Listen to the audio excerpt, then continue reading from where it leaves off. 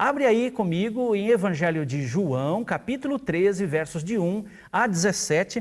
Farei essa leitura e nós vamos meditar em algo muito importante para a nossa vida, né? Uma consciência e um conhecimento muito importantes, tá bom? Evangelho de João, capítulo 13, versículos de 1 a 17. Diz o seguinte: Antes da festa da Páscoa, sabendo Jesus que era chegada a sua hora de passar deste mundo para o Pai, tendo amado os seus que estavam no mundo, amou-os até o fim. Durante a ceia, tendo o diabo posto no coração de Judas Iscariotes, filho de Simão, que o traísse, sabendo que o Pai tinha confiado tudo às suas mãos e que ele tinha vindo de Deus e voltava para Deus, levantou-se da ceia. Tirou a vestimenta de cima e, pegando uma toalha, cingiu-se com ela. Em seguida, Jesus pôs água numa bacia e começou a lavar os pés dos discípulos e a enxugá-los com a toalha com que estava cingido. Quando se aproximou de Simão Pedro, este lhe perguntou: Vai lavar os meus pés, Senhor?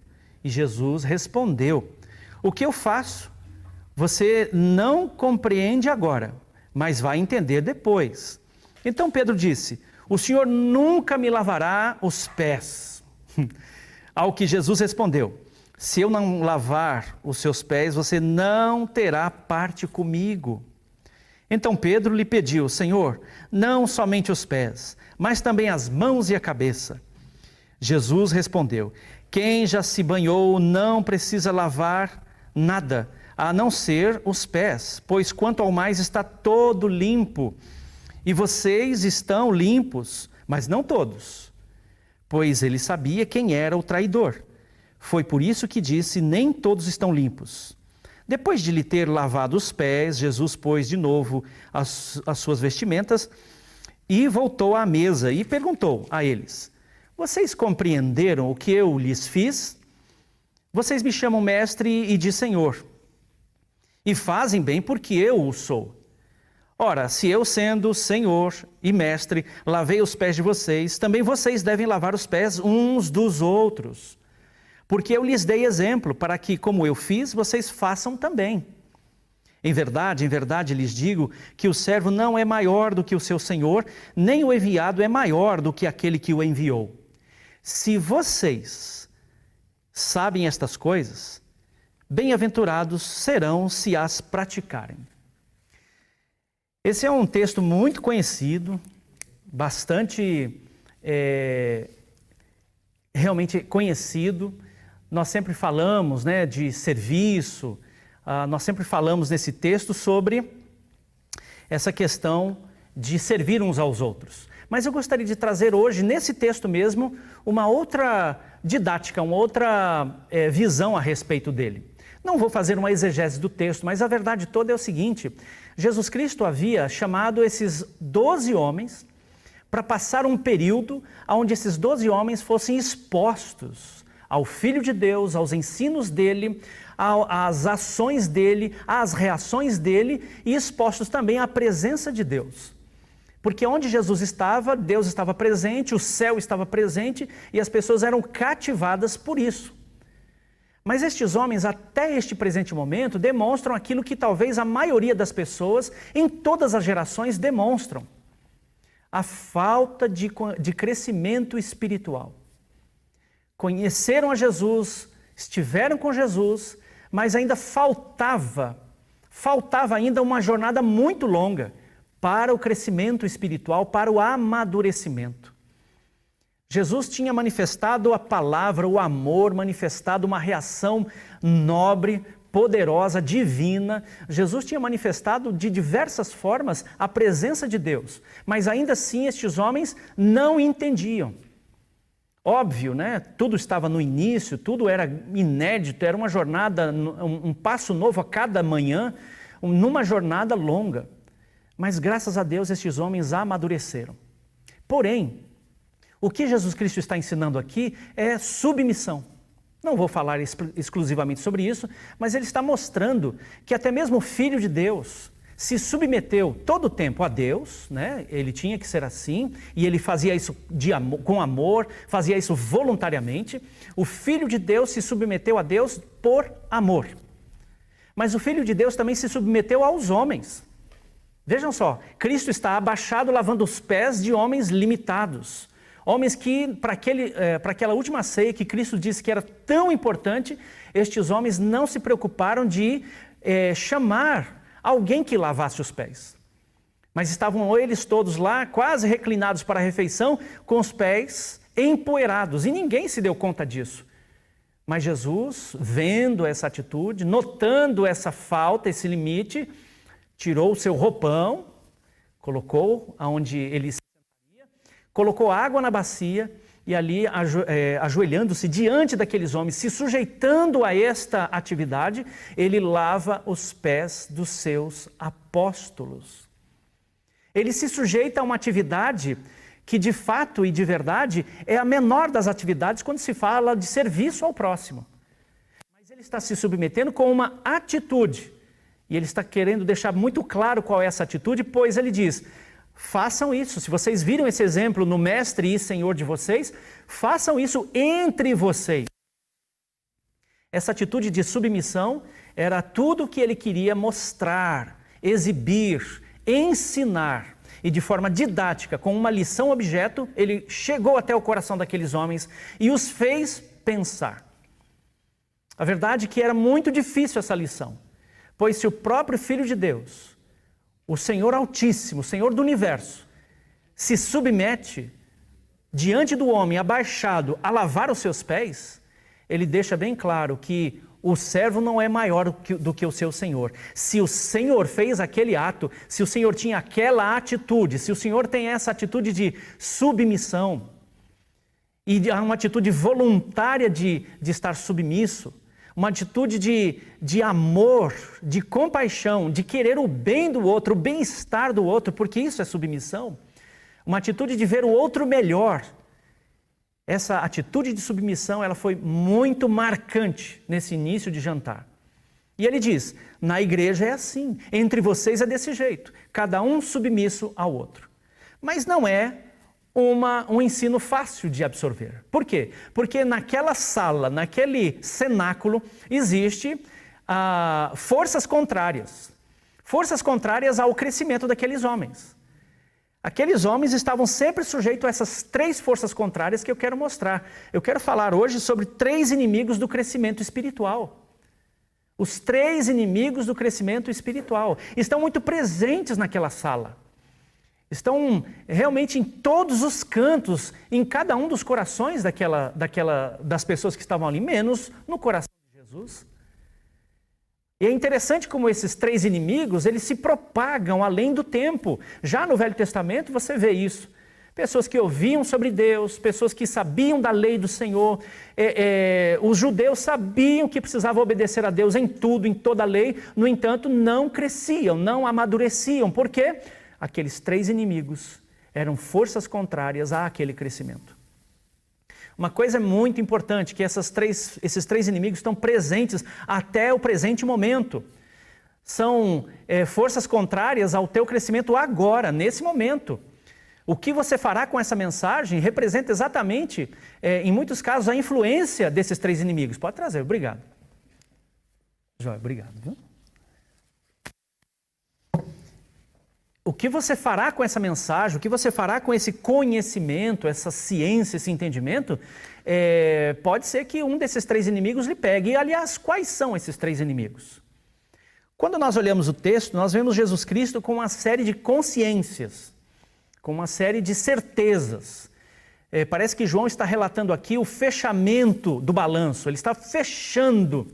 É o último jantar e Cristo deixou bem claro para aqueles homens que era um jantar importante, um último encontro muito importante. Então, Cristo sabia que estava chegando a sua hora. Cristo amou aqueles homens até o momento, aqueles 12 homens que estavam com ele, incluindo Judas. Ele amou aqueles homens. Cristo também via que Satanás estava muito presente, estava nos rodapés daquele ambiente, que Satanás estava muito, muito ali presente. Cristo era muito sensível a isso, com certeza, e ele percebia que havia um discípulo Vamos trocar o microfone, irmãos.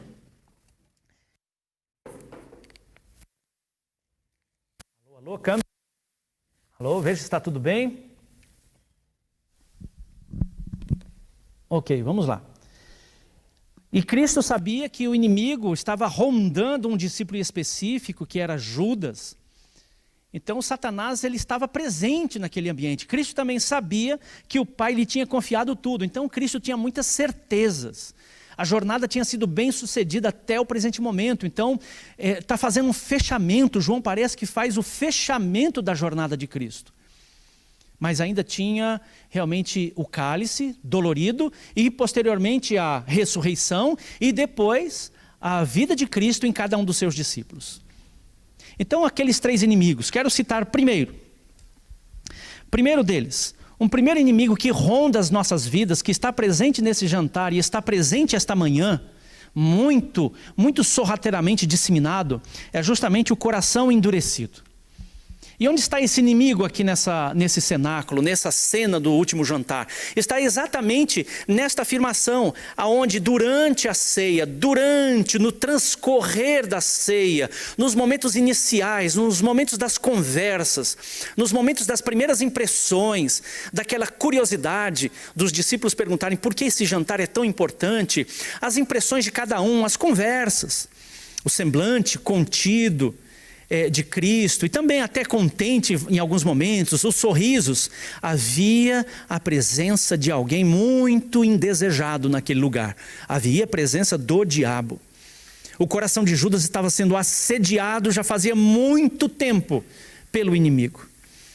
Nós recebemos a informação de João no capítulo 12, que no dia em que Cristo teve os seus pés, foram 2 vezes, mas numa dessas vezes, registrado em João capítulo 12, versos 5 e 6, Judas diz assim para todos os que estavam presentes: nossa, que desperdício de perfume, poderíamos vender esse perfume e dar o dinheiro aos pobres.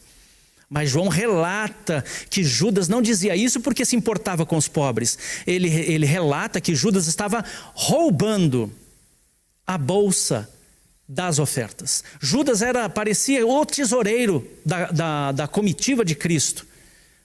Mas Judas estava roubando. Então quem chega a ponto de roubar oferta de viúva, oferta de gente pobre, oferta de gente rica, quem chega a ponto de não se importar qual o destino daquela oferta e com qual atitude foi entregue, é alguém que já vem vindo com seu coração se endurecendo. É alguém que está paulatinamente, diariamente, desde o acordar até o dormir, só pensa em si mesmo, o coração está endurecido. E em outro momento, em João capítulo 6, Cristo vê os seus discípulos, os seus seguidores na maioria, mas eram tidos como discípulos, aprendizes de Cristo, indo embora depois do sermão. Mas aí Cristo diz aos seus apóstolos: vocês não querem ir embora também não? Este é o momento, aproveita que todo mundo está indo. Pedro traz aquela famosa afirmação em nome de todos ali: para quem iremos nós? Só tu tens as palavras de vida eterna. E aí no finalzinho, ele diz assim: eu não vos escolhi no número de 12, porém um de vocês é um diabo, um de vocês é um adversário. Jesus já via, bem antes deste evento, Jesus já enxergava em Judas um homem muito aberto às coisas do mal, e um homem muito fechado para as coisas de Deus.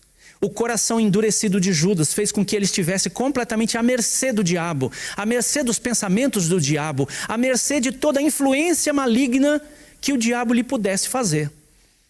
Mas Judas estava no jantar, como quem tem uma última e derradeira chance de reverter o quadro. Cristo lava-lhe os pés, e eu não imagino o que se passou no coração de Cristo quando ele lava os pés daquele que o trairia horas depois. Então, amados, o coração endurecido está exatamente representado ou ilustrado nessa atitude de Judas de estar completamente sob a influência do diabo.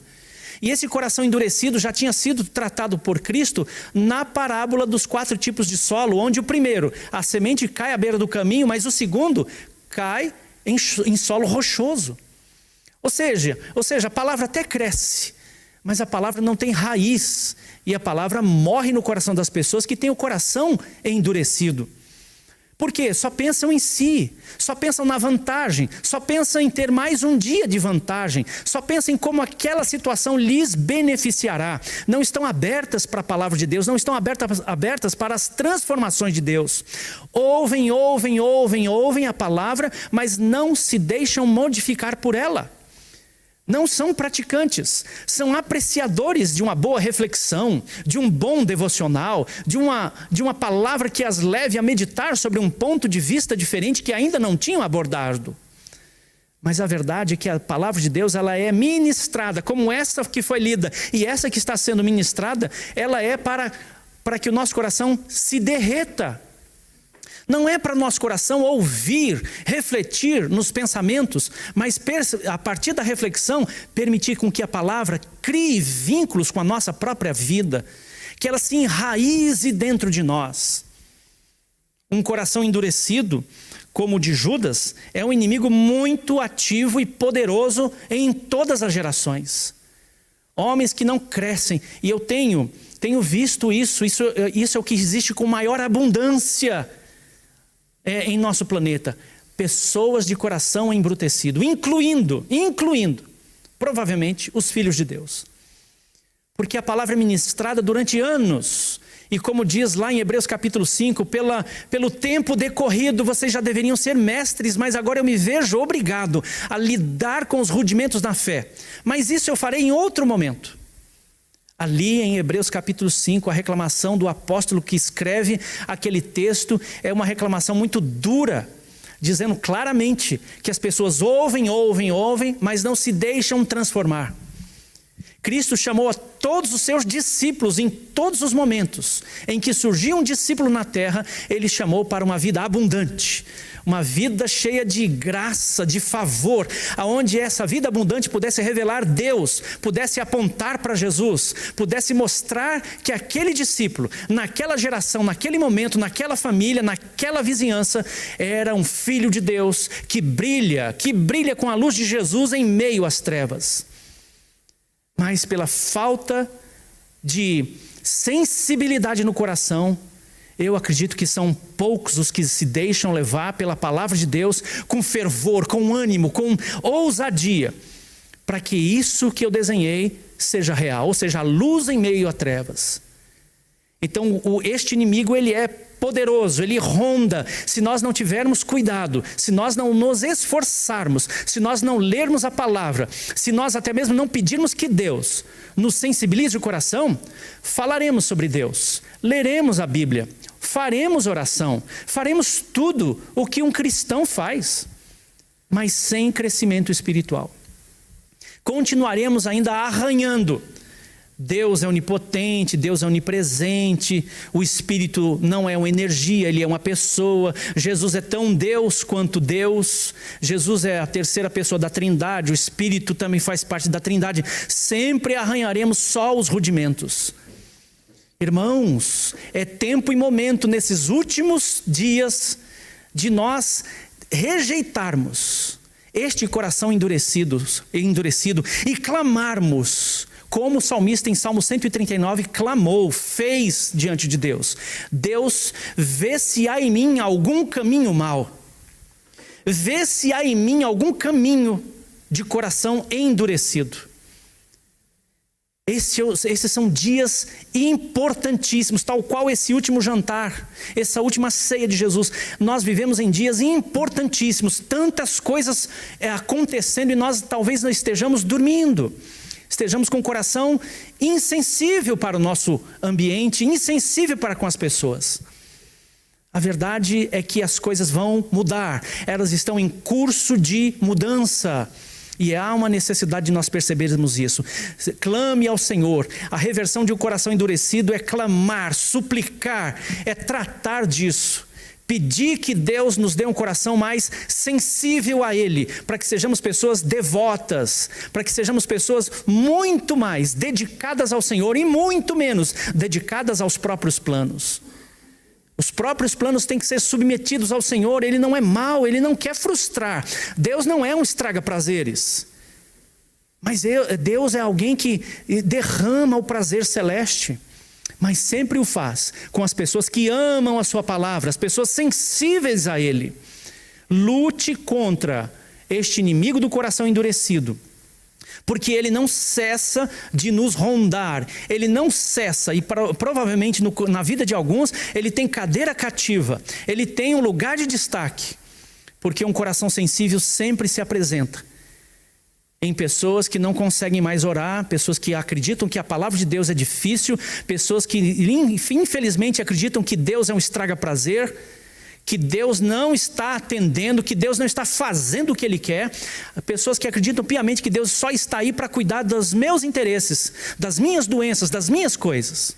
Esse inimigo, ele é muito poderoso. Judas está possuído pelo diabo, por quê? Porque ele vem vindo numa toada, numa jornada, numa caminhada junto com Jesus, tendo o maior privilégio de sua vida, mas este homem não tem o seu coração sensibilizado por Jesus, pela palavra de Jesus, pelos atos e reações de Jesus, e muito menos por Deus. Este homem está endurecido. Segundo inimigo que está exatamente nessa sala, Cristo começa a lavar os pés, ele lava o de André, ele lava o de Bartolomeu, ele lava o de Mateus, ele lava o de Filipe, e quando chega no irmão de André, Pedro logo diz: o senhor vai me lavar os pés? É isso mesmo que eu estou vendo? Eu percebo que o senhor vai lavar os meus pés? É isso?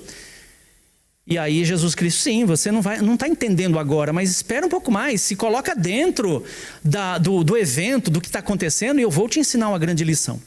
E aí Pedro diz categoricamente, de forma a exclamar, saído do coração, ele traz à tona uma reação muito contundente, muito forte. Ele diz: o Senhor nunca lavará os meus pés. Há uma boa intenção muito grande nessa palavra de Pedro, mas também há um engano fortíssimo. Há um inimigo manifestado aqui na vida de Pedro quando ele fala exatamente isso. Jesus Cristo diz claramente: se você não me deixar lavar os pés, você vai ficar de fora. Vai ficar de fora daquilo que vai acontecer. Não é perder salvação, nada disso, mas você vai ficar de fora da graça que vai ser derramada sobre você. Você não vai entender. Se você não amolecer seu coração e especialmente não lutar contra esse outro inimigo que está dentro de você, você fica de fora do aprendizado das lições preciosas que eu tenho para essa noite. Então Pedro diz claramente: Senhor, não apenas os pés, mas me lava por inteiro, me dá um banho, né? Como quem pede, me banha. Mas Cristo diz: não, você já está limpo, todos estão limpos, menos um. Porque esse um já está possuído, influenciado, já está sob a orientação maligna. Todos estão lavados pela palavra, né? Não é isso que Cristo diz na oração que Ele vai fazer logo mais? Ele diz: Senhor, santifica-os na palavra. Santifica-os, só a tua palavra consegue lavar estes homens, e Cristo tinha ensinado a palavra. Mais um segundo inimigo que se manifesta nessa afirmação contundente de Pedro é esse aqui, é a crença sem conhecimento. Pedro acreditava, como em outro momento, lá em Cesareia, quando eles estavam descansando com Jesus, o Senhor Jesus lhes pergunta: quem diz os homens que é o Filho de Deus? E aí eles dizem, trazendo, né, as impressões das pessoas que estavam bem distantes: dizem que tu é Elias, um dos profetas, dizem até que tu és a encarnação de João Batista. E aí Cristo administra aquele feedback, e os homens não percebem, e aí Jesus Cristo vem e diz: mas e vocês? O que dizem que eu sou? Vocês que estão tão perto comigo, de mim, né, estão tão perto, ouvem o meu respirar. Vocês que comem comigo, que me veem ensinar e curar, me veem trafegar entre as pessoas, me veem no trato com as pessoas e me veem manifestando o amor de Deus, o que vocês dizem que eu sou? E aí Pedro: tu és o Filho de Deus.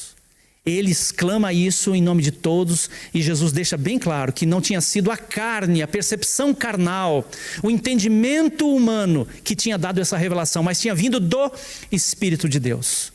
E aí Cristo passa a ensiná-los, falar, denunciar que a trajetória do Filho do Homem era ser preso, julgado injustamente, ser açoitado, morto pelas autoridades de Israel. No entanto, ressuscitaria ao terceiro dia.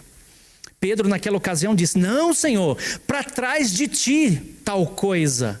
E Jesus, com veemência, porque se tratava do plano divino, se tratava do modo como Deus tinha conduzido o plano, estava conduzindo o plano até ali.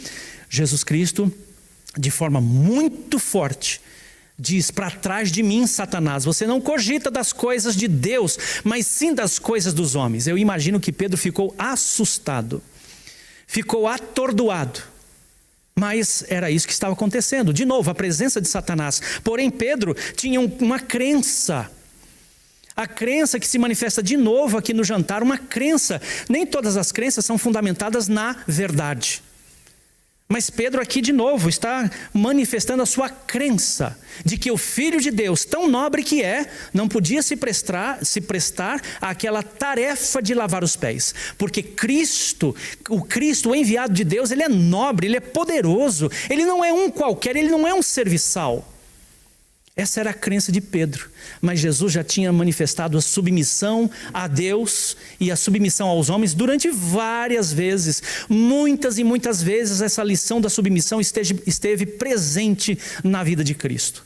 Em parar para prestar atenção em viúvas, parar para prestar atenção em cobradores de impostos, parar para jantar, comer com pessoas que eram julgadas marginais, parar para estar com casais que tinham perdido filho, parar para ressuscitar o filho único de uma viúva. Isso é submissão, ou seja, o desejo de servir a Deus para que o outro, o semelhante, esteja melhor. Isso é submissão. Mas Pedro não entende porque ele tem uma crença. Pedro tem uma crença, e este é um segundo inimigo poderoso que se alastra ao longo das gerações, as nossas crenças sem conhecimento. Pela ausência, interessante isso, eu topo sempre com isso. Quando você ministra a palavra de Deus, as pessoas ficam, às vezes, julgando, não todas, mas ficam julgando a palavra. Por quê? Porque estão filtrando, segundo a crença delas, aquilo que está no texto. Crença sem conhecimento.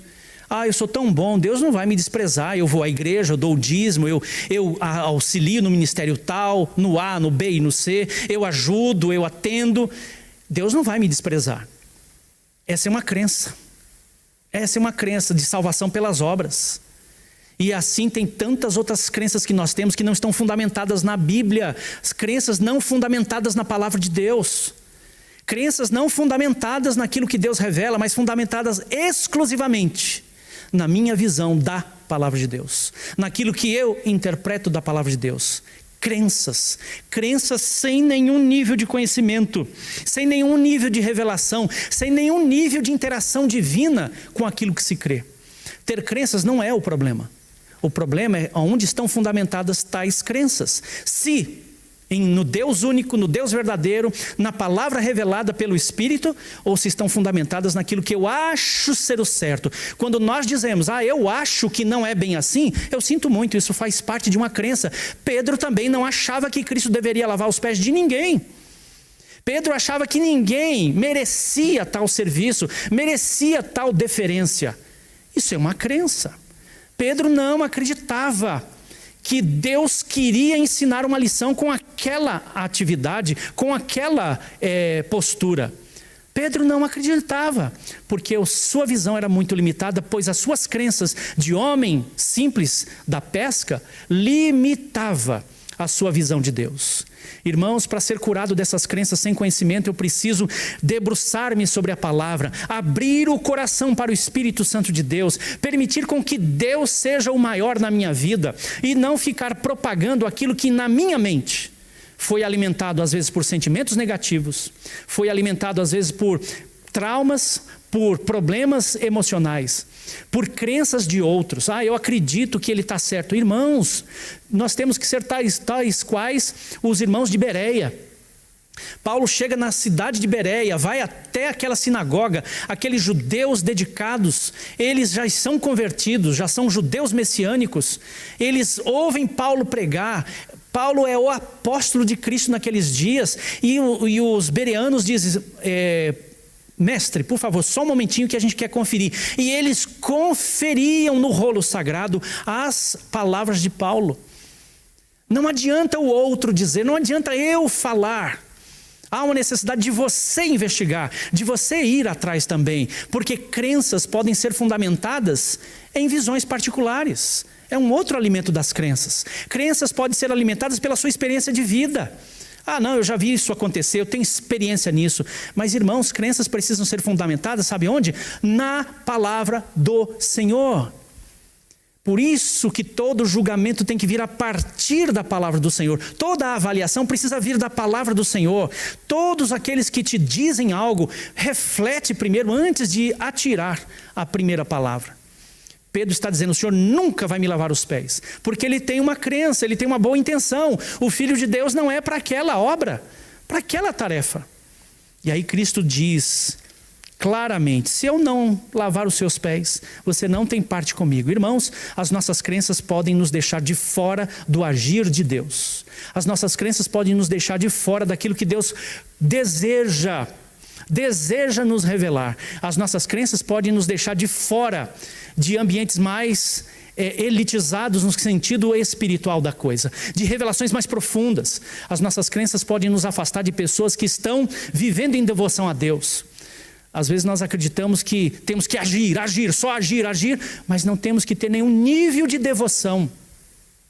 Acreditamos piamente que a vida de um cristão é servir.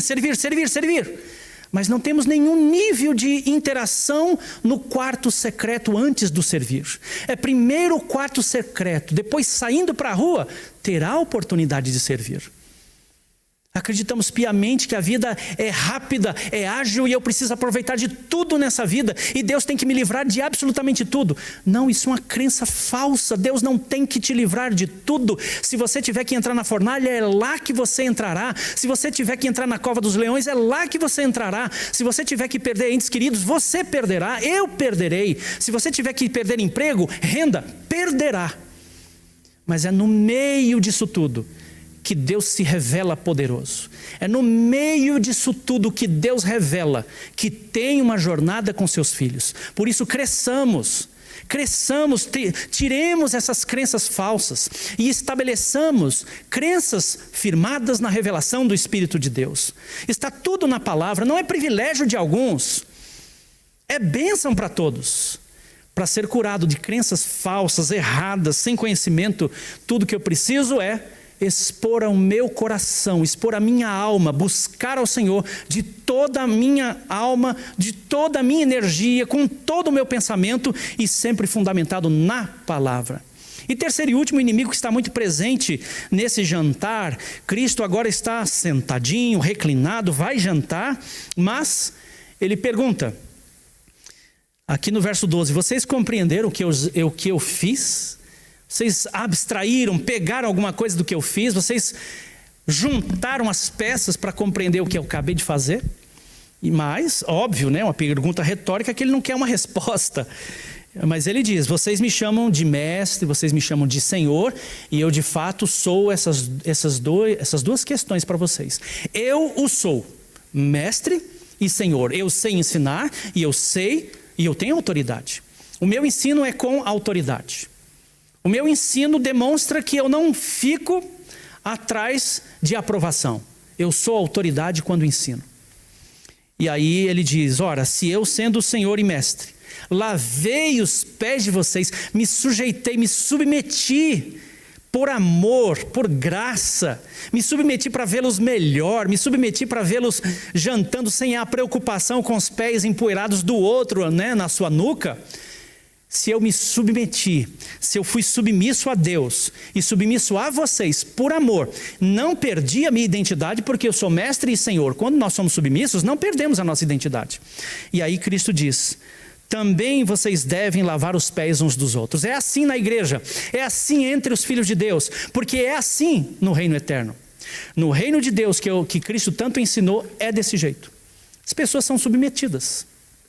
Submissas umas às outras. Isso vem de Deus, isso não é um valor humano, isso não é uma percepção humana, isso não vem de outras religiões arraigadas no entendimento humano. Isso vem do reino de Deus. Tudo aquilo que é nobre, humildade, compaixão, misericórdia, vem do reino de Deus. Não nasceu conosco. Isso não está em nós porque somos pecadores.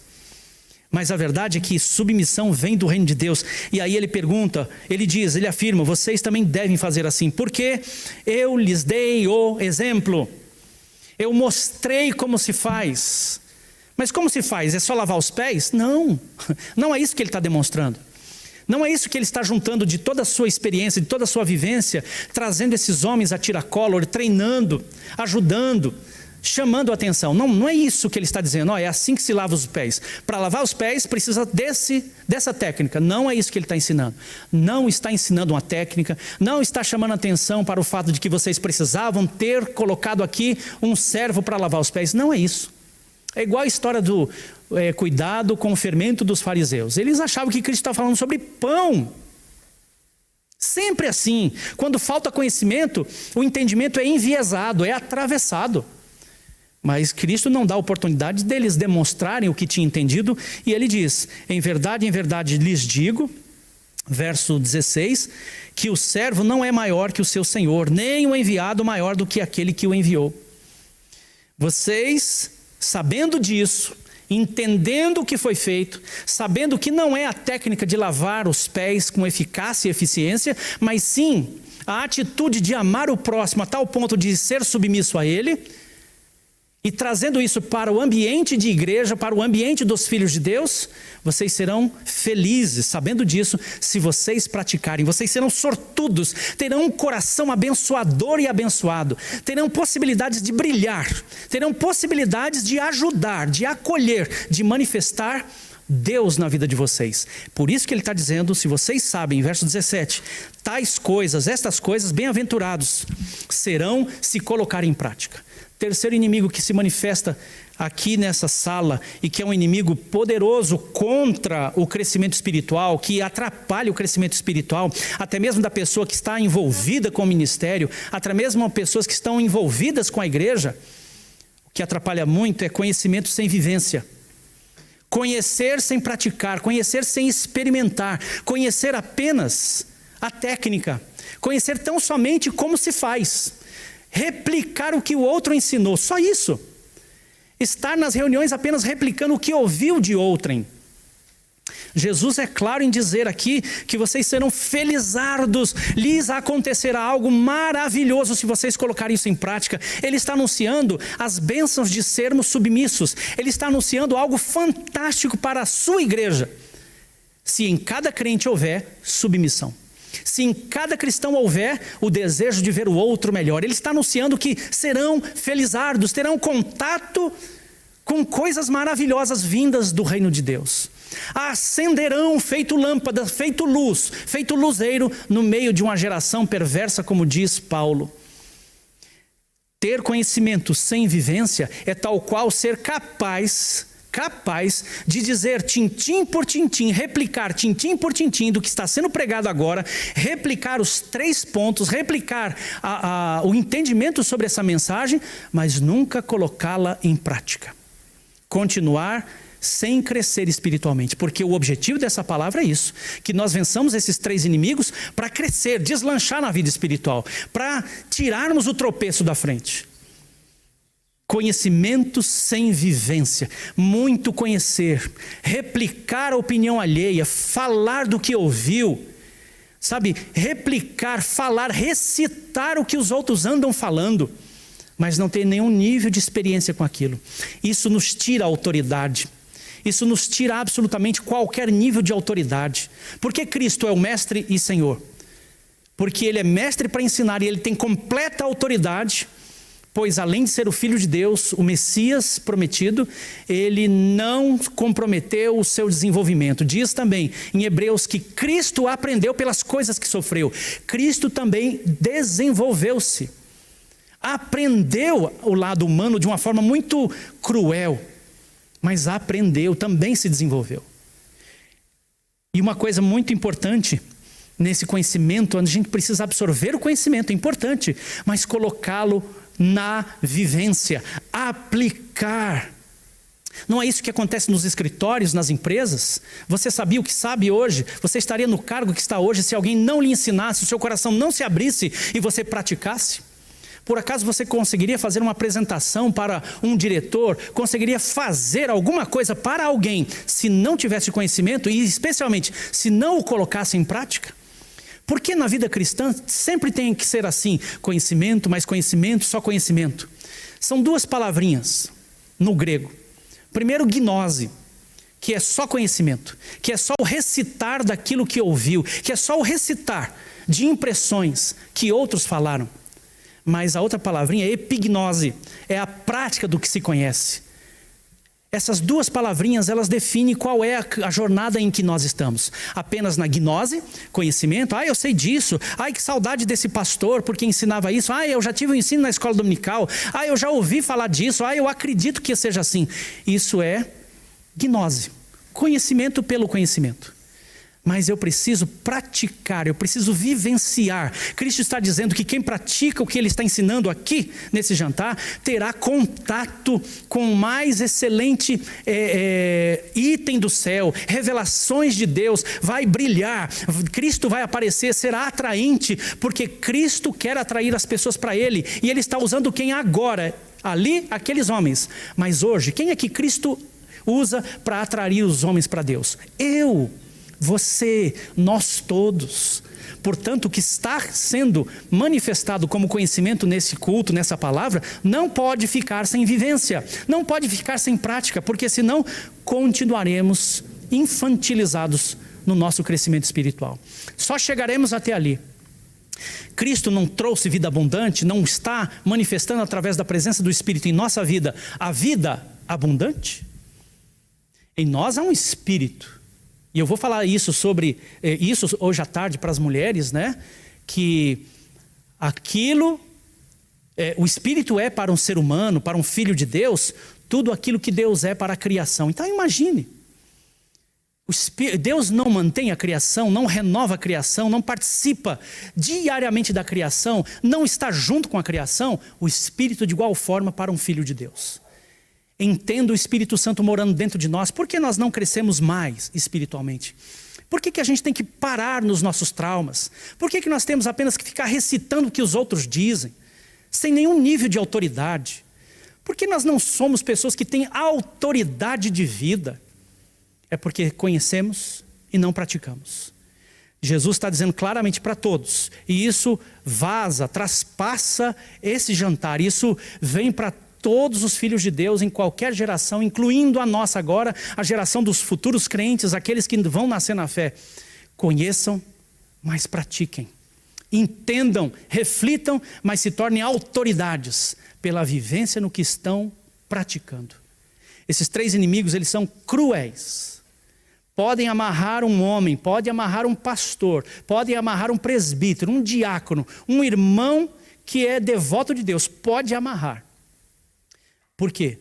Porque o inimigo do crescimento do coração endurecido, ele é muito presente. O inimigo da crença sem conhecimento, de novo, muito presente. Essas crenças que se tem.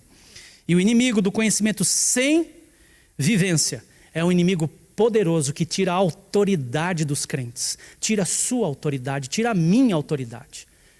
Às vezes a gente lê uma coisa tão fantástica e quer repassar, mas se não houver vivência, não há nenhum nível de autoridade. Nada. Às vezes temos tantos conhecimentos, né, da vida, do entendimento sobre como se faz isso, como se lava bem os pés dos outros, mas não temos nenhum tipo de autoridade para ensinar porque a gente não pratica. Cristo está ensinando, não uma técnica, mas está ensinando claramente, juntando tudo aquilo que ele viveu, está ensinando, sejam submissos uns aos outros, por amor a Deus, por amor ao próximo, e vocês não estarão presos, vocês serão livres, porque a submissão dá liberdade e não prisão para as pessoas. E para nós terminarmos e concluindo essa palavra, o que temos feito da nossa vida?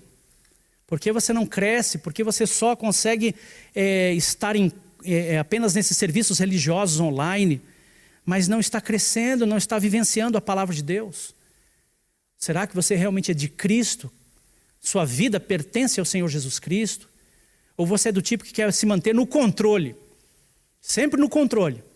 Você fala de Deus, recomenda, até ora, até lê Bíblia, mas está sempre no controle. Deus não tem o controle da sua vida. Você está sempre na sua zona de conforto. Você está sempre guardado, protegido. Você está sempre enredado pelos seus seus pensamentos, suas crenças, suas atividades. Deus não tem vez no seu negócio, Deus não tem vez na sua vida. Chegou a hora, este é o momento, nesses últimos dias em que nós vivemos, nesse momento de transição, de comportamento social, há uma necessidade de nós nos rendermos a Cristo. Não seria o momento, aproveitando essa palavra, de fazer uma avaliação? Senhor, vê se há em mim algum caminho mau. Vê se há em mim algum caminho mau e aponta. E eu terei toda a disposição de mudar tal caminho. Não seria isso? Senhor, veja como está a minha vida. Eu reclamo tanto, estou tão insatisfeito, tão insatisfeita. Não seria isso a ausência de Cristo no comando de sua vida, de sua existência? Que tal render-se a Cristo? Que tal render-se ao Senhor Jesus? Que tal reconciliar-se com Jesus Cristo? Que tal colocar a vida, sair da zona de conforto, da zona de controle, para render-se a Cristo? Que tal? Quero orar com você e encorajar que aí onde você está, aí onde talvez sozinho, ou com mãe, ou com pai, ou com esposa ou esposo, ou enfim, no seio familiar, se entreolhe e veja se essa palavra pode ser praticada entre vocês. Questione-se se você, nós, não estamos assodados por esses 3 inimigos, mas questione o seu crescimento, sua evolução espiritual, questione os seus apetites, questione se você está atraído para Deus, questione se você tem afetos por Deus e tem todo o desejo de carregar a sua cruz, renunciar e carregar a cruz. Se você quiser Jesus Cristo na sua vida, do seu jeito, a sua moda, aí onde você está, ninguém está lhe vendo, aí em casa, aonde essa mensagem chegou, recebe Jesus Cristo, entregue-se ao Senhor Jesus. E se você não tem crescido espiritualmente, renda-se também, porque você precisa derrubar as suas cercas de defesa. Se atire nos braços do Senhor, não com uma fé cega, mas com a fé certa de que Ele, o Senhor Jesus, cuidará do seu crescimento espiritual. Torne-se luz, torne-se autoridade naquilo que você fala. Comece a praticar a palavra de Deus. Quero orar e nessa oração renda-se ao Senhor Jesus, ou entregue a sua vida ao Senhor Jesus. Ore comigo, baixe aí a sua fronte, ore comigo nesse instante. Vamos orar. Senhor, quero agradecê-lo pela palavra sagrada, poderosa, cheia de compaixão para conosco, cheia de misericórdia vinda do seu coração, nascida, ó Deus, naquilo que o Senhor tinha iluminado a mim. Mas eu peço em nome de Jesus que a tua graça, o teu favor, agora de uma forma muito particular, possa fazer sentido para todos os que ouviram com atenção. Que essa palavra faça sentido a todos que estão comigo, que estão nesse culto. Que a palavra do Senhor possa explodir no coração de todos agora, numa onda de entendimento pleno, de que o Senhor é tudo o que todos nós precisamos. Ajude-nos, ajude-nos, nós não sabemos de tudo. Tudo que nós sabemos hoje é graça pura do Senhor em nos revelar a verdade. Há muito ainda por conhecer, por vivenciar. E eu lhe peço em nome de Jesus, nos liberta de tais inimigos. Liberta estes corações desses inimigos. Liberta os irmãos em Cristo das falsas crenças. Liberta os irmãos em Cristo, ó Deus, do coração embrutecido. Liberta, ó Deus, homens de valor, mulheres dignas, jovens preciosos, adolescentes abençoados, crianças. Liberta a todos nós destes inimigos, deste conhecimento sem prática. Ajuda-nos em nome de Jesus a nos render ao Cristo vivo, que vive e que sempre tem o melhor para a nossa existência. Guarda a nossa casa, a nossa família, que hoje haja conversões dentro de casa, que hoje, ó Deus, haja arrependimento dentro da nossa casa. Arrependam-se em nome de Cristo. Ó Deus, em nome de Jesus, traz arrependimento, o Espírito Santo que amolece os corações. Ajude-nos a ceder, a não mais resistirmos, porque esses são os dias últimos, mudança social. Paradigmas estão sendo transportados, estão sendo mudados. Eu peço que haja graça, entendimento e coragem de render-se a Cristo Jesus. Abençoa-nos, traz a tua paz, a tua bênção, a tua direção, em nome de Jesus o nosso Senhor. Amém.